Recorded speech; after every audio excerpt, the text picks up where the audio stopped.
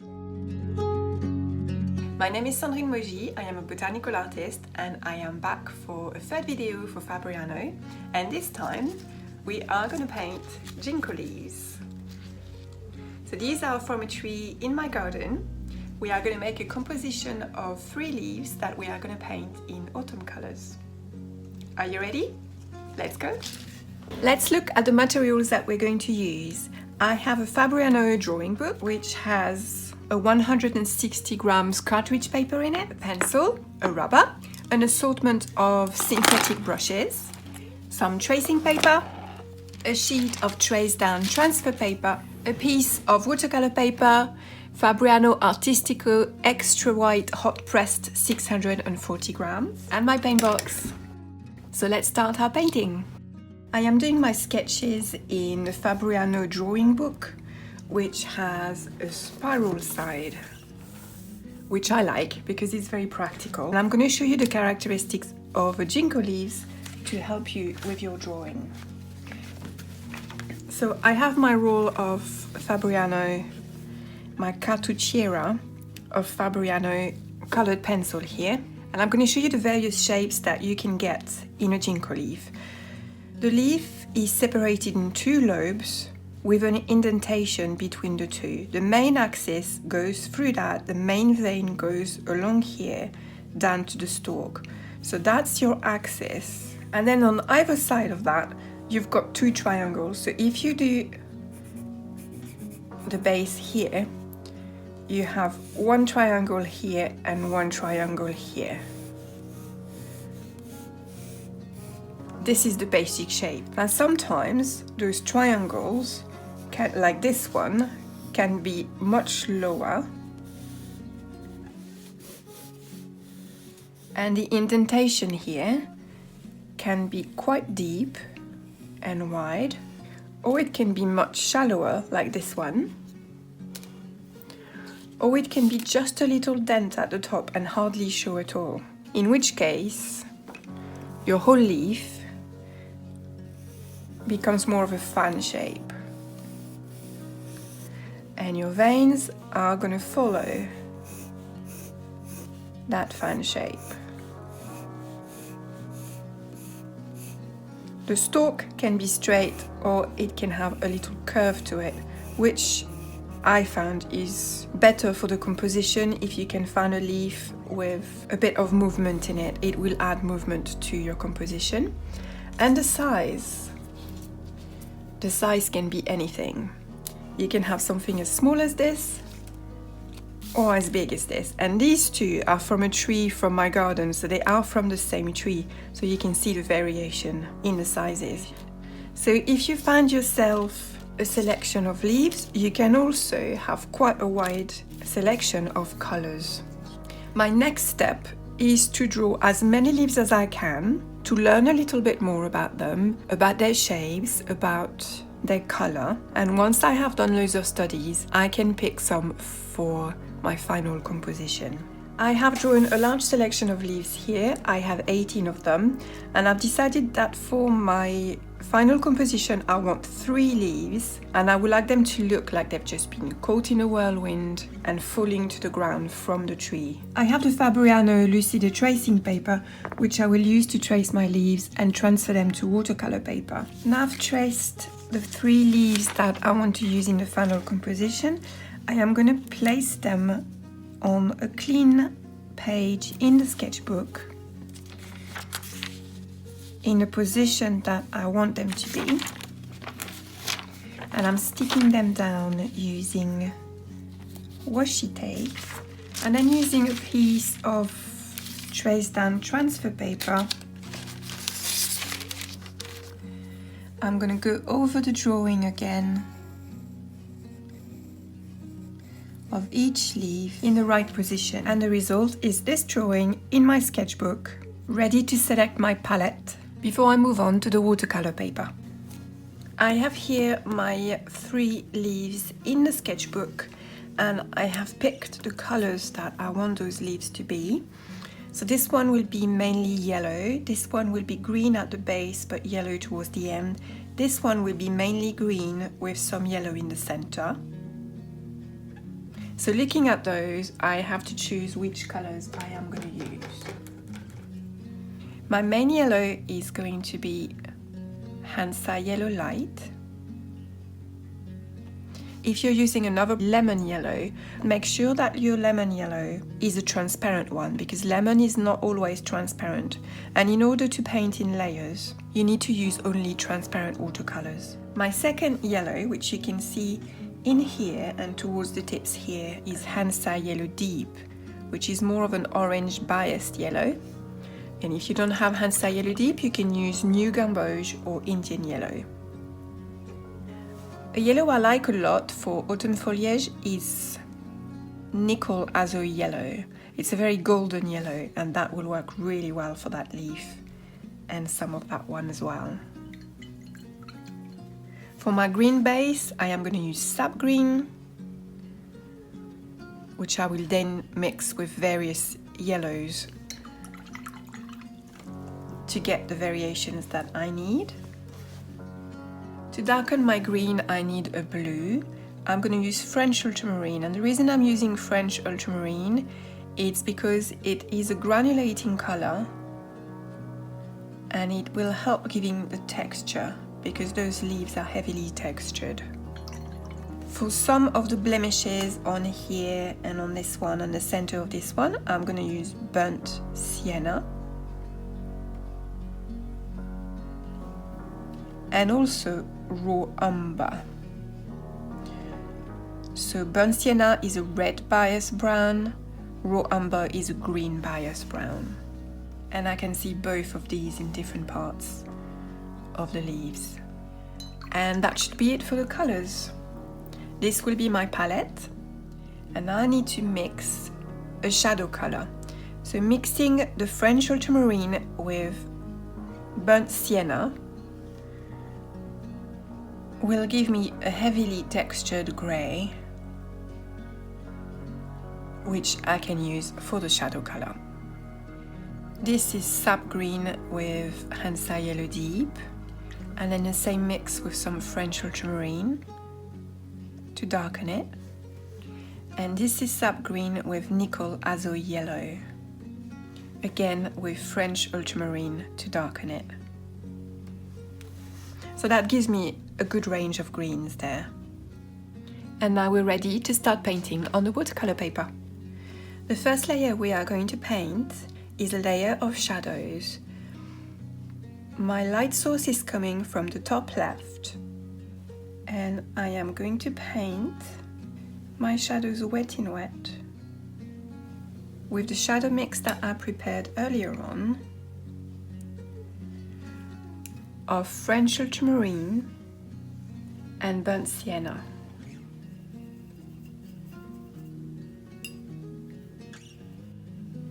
And I'm brushing the shadow mix in the direction of the veins.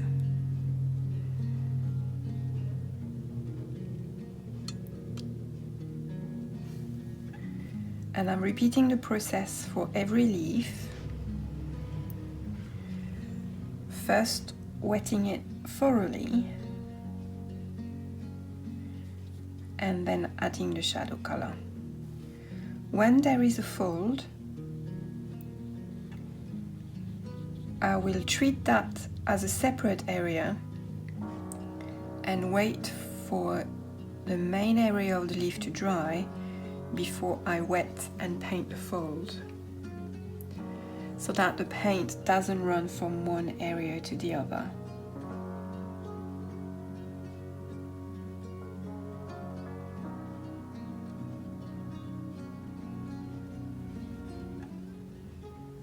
These undulations are pictured by painting triangles of shadow color that start wide on the edge of the leaf and then taper, following the vein patterns towards the middle.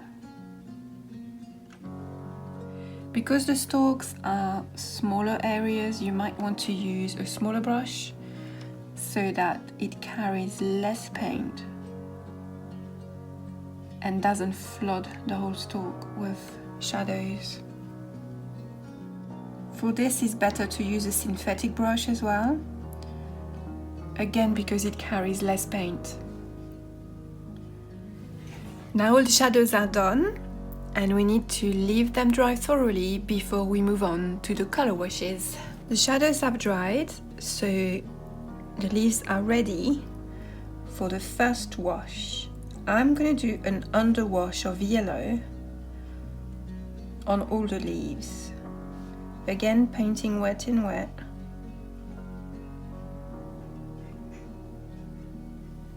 For this leaf, I'm using this one for the color. So I'm starting with Hansa Yellow Light on the edge, letting it spread towards the center.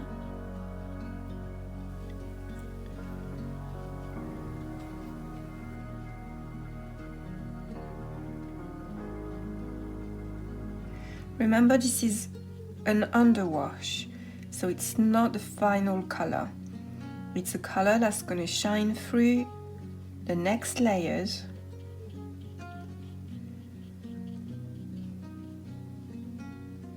But there will be other colors on top. And while this is still wet, I'm adding some pure nickel azo yellow. And the two yellows are going to blend straight on the paper.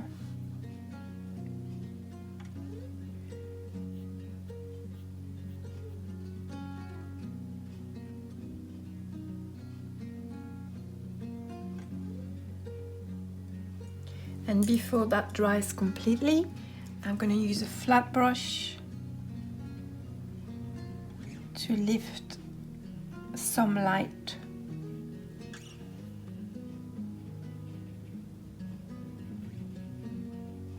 Following the undulation of the leaf.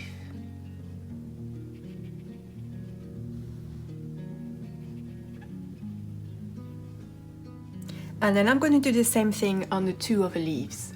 The yellow wash is done, so now we're going to move on to green, and we're going to paint again wet in wet. So I'm wetting the leaf to let the green spread softly in the water without creating any hard lines. So the color for this one is very golden. There isn't a lot of green at all. Just a little bit of underlying green at the base here.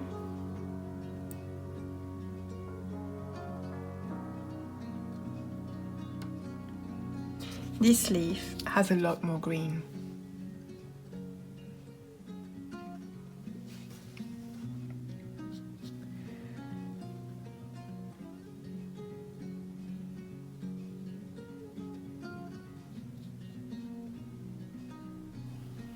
The green mix I'm using is sap green with nickel azo yellow and French ultramarine, which makes quite a dull golden green.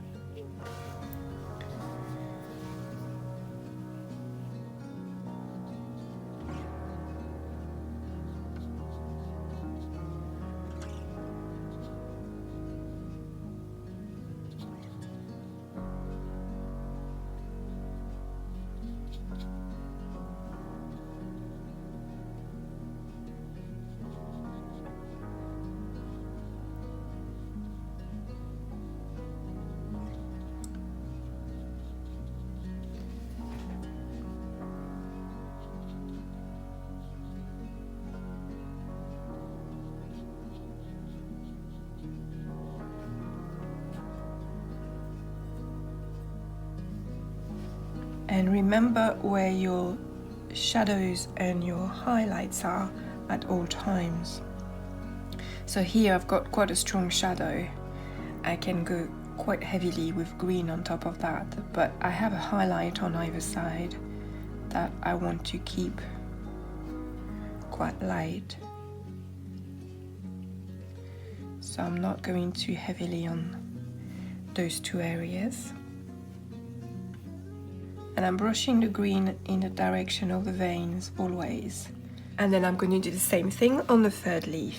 The green wash has now dried, so I'm going to go with the golden color that I have here on this leaf on the left. So for this I have done a mix of Nicole Azo Yellow and Burnt Sienna, starting with more Nicole Azo Yellow and then going down to more Burnt Sienna. And I am going to paint this.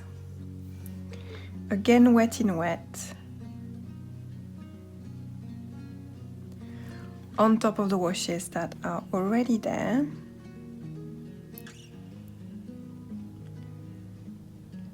And from this point, the washes on the different leaves are going to start to be a bit more different from one another, because I want my leaves to be different colors. So starting at the base like before, I'm applying the wash quite thinly because I want the green that I've put at the base here to shine through. The other end of the leaf, I'm going to start to add more of that golden brown, as there is no green towards the end here. So I've done my last wet in wet wash. On this one I've done that golden wash starting at the base, going more brown towards the edge.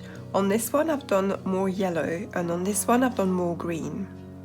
So at the end of the painting, the three leaves will be slightly different colors. Now I've got enough wet on wet work on this, I'm going to start doing some dry brush. So I have my leaves here in front of me always, so I can keep looking at them as I paint. My next job is going to be a bit of work on the stalks. As this is the golden leaf, the stalk is also sort of golden brown. So I'm using that mix of Nicole Azo Yellow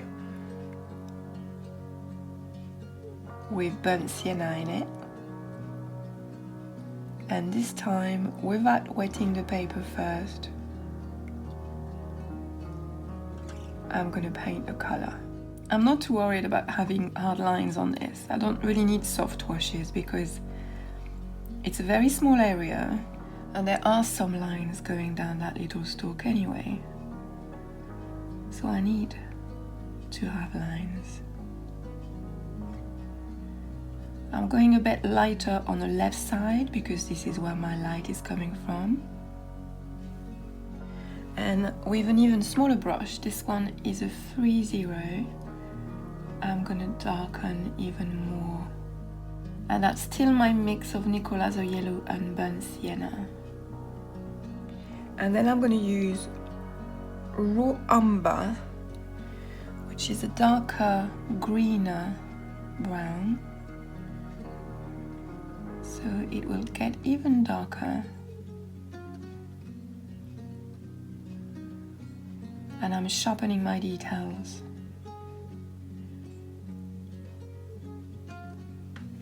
Adding some little spots when there are blemishes, as it is a poor old leaf that is started to go brown and shriveled. There we go. And then I'm going to do the same on the other two. I finished the stalk, so now it's time for some veining on the leaves. This is again going to be with a dry brush, not wetting the paper first, because the veins on those leaves are quite visible. I don't want to blend them into the background too much. I'm using my dark green mix. And I'm going to start on one edge. And at the same time of doing veins, this will also deepen the color.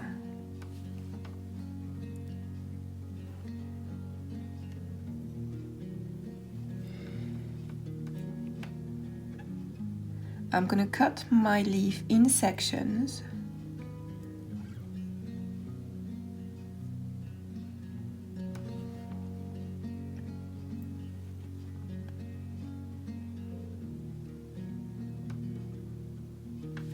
Working my veins in a fan shape all over the leaf.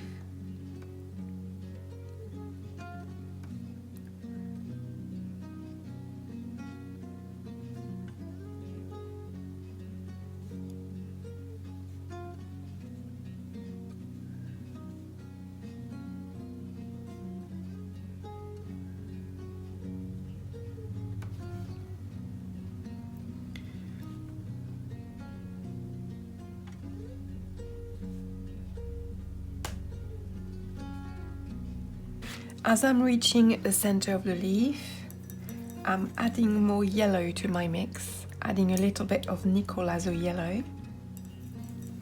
Got my central one here.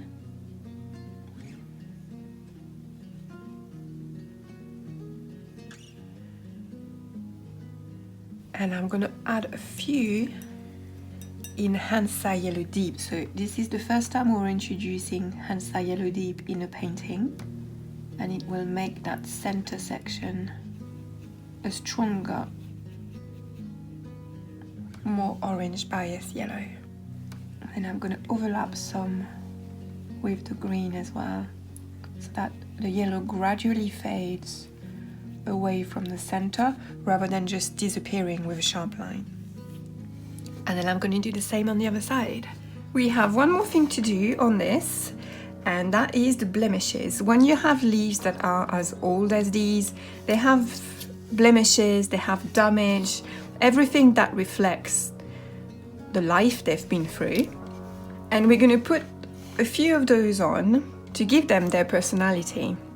So all the washes are done, the veins are done. Now the only thing is the blemishes. So I'm going with burnt umber, and I'm just gonna have a look at the leaves and then see what's going on there.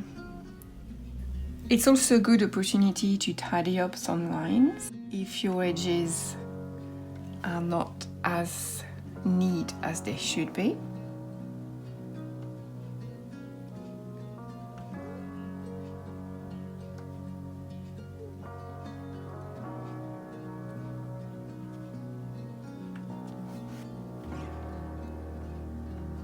And also to add a bit of color, again, if it's needed. For the darker blemishes, you can go in with raw umber as well.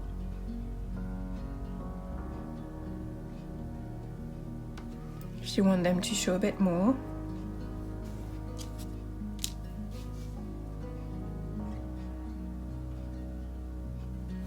It's all done with a dry brush on dry paper, so that it doesn't spread. All those blemishes and markings are quite localized. They don't spread, they're very sharp. And I'm gonna do that on the 3 of them.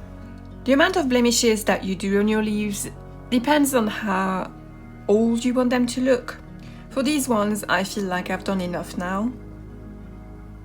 So the painting's finished. I hope you enjoyed the tutorial. Remember that there were 2 tutorials before this one, a purple pansy and a pear. So you can go and check them out. Happy painting, bye!